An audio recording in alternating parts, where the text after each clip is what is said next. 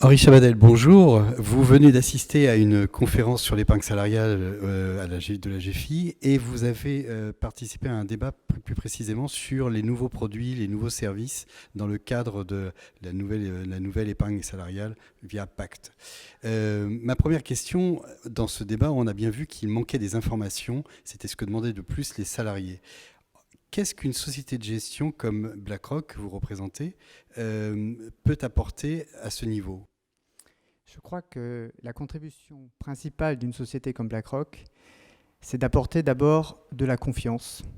De la confiance dans les produits, les solutions qui sont proposées aux salariés dans le cadre de leur plan d'épargne entreprise, mais surtout de la confiance dans la perspective de pouvoir réaliser leurs projets futurs.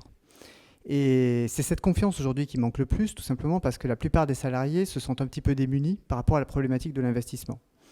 Et donc la responsabilité principale des sociétés de gestion, et de BlackRock en particulier, c'est de les rassurer et de leur démontrer, au travers d'outils simples qu'ils pourront utiliser, que ces solutions existent et qu'elles sont efficaces. Alors les outils, justement, vous en avez parlé, ils vont être essentiels. Il a été question de personnalisation. Qu'est-ce qu'on peut imaginer, en fait? Je crois que le champ des possibles est infini. Et la meilleure manière de visualiser ce qui est possible, c'est d'aller voir ce qui se passe à l'étranger. Parce que malheureusement, en France, on est encore relativement peu avancé par rapport à nos grands concurrents dans le monde. Et ce qu'on voit, très simplement, c'est que vous avez dans d'autres pays, je parle notamment des États-Unis, des applications qui permettent aux salariés de visualiser quel sera demain le capital dont ils pourront disposer pour pouvoir extraire du revenu, constituer un complément de retraite, et surtout la manière dont la modification de quelques paramètres, le taux de contribution, le profil d'investissement, va pouvoir venir modifier le montant auquel ils peuvent raisonnablement espérer avoir. Et ça change tout, puisque ça permet aux salariés de s'approprier la démarche d'investissement.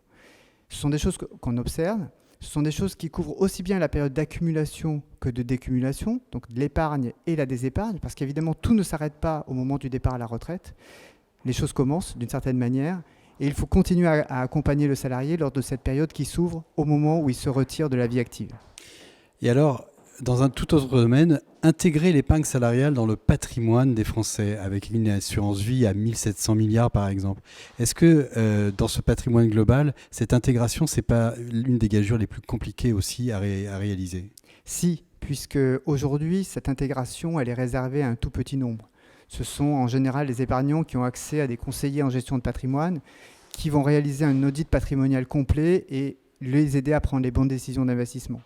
La gageure, effectivement, comme vous l'évoquez, c'est de généraliser cette approche, le diagnostic patrimonial, au plus grand nombre. Parce qu'on ne peut pas investir en silo. Il faut tenir compte de l'ensemble des décisions d'investissement qui doivent être prises au niveau du patrimoine global de chaque épargnant. Et évidemment, on ne va pas pouvoir mettre un conseiller en face de chaque épargnant, c'est impossible. La seule manière d'y arriver, c'est d'utiliser les bons outils technologiques. Et heureusement, de ce point de vue-là, on a beaucoup de choses à proposer.